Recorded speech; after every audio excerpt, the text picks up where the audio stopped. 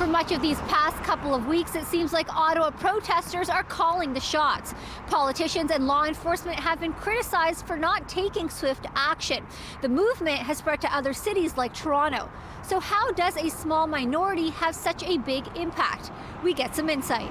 I think it's that same sense I had as a kid when the teachers and the principals did nothing to stop the bullying.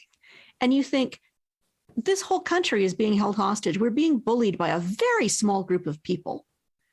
And where are the authority figures that are supposed to bring order to the playground? They are nowhere in sight. Independent Alberta Senator Paula Simons posted a Twitter thread comparing the truck convoy to her experience being bullied in school many years ago. Simons says as a woman of Jewish family origin and politician, she feels nervous. Like many Canadians, I want my freedom back. I want my freedom to be able to go about my business in Edmonton or in Ottawa unmolested. And that requires the imposition of some kind of order.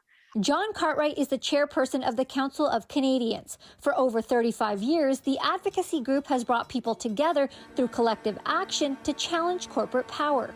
Cartwright says what's happening right now isn't right. The right to protest is important in democracy.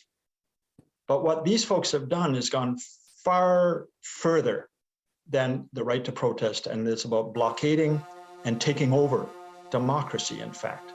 How have they gotten so far without facing any real consequences? There's a combination of devoted individuals who've got an ideology they want to move forward, in this case, to dismantle a lot of public health measures, but much further than that.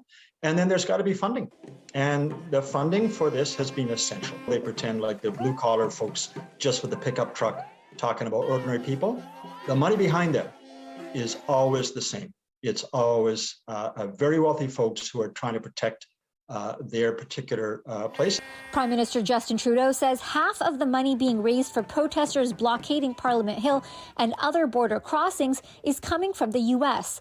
An Ontario court recently approved an order to freeze nearly $9 million raised through Give, Send, Go. But convoy organizers are turning to cryptocurrency, including Bitcoin, to generate funds because it's decentralized and nearly impossible to track. U of T political science professor Nelson Wiseman says the province is moving towards what the protesters are asking for anyway. Maybe when they pack up their tents or get arrested, as these limitations like masks, social distancing, vaccine passports, PCR tests that are required for travelers, as these become eliminated, the protesters will say this was our victory, but it's not.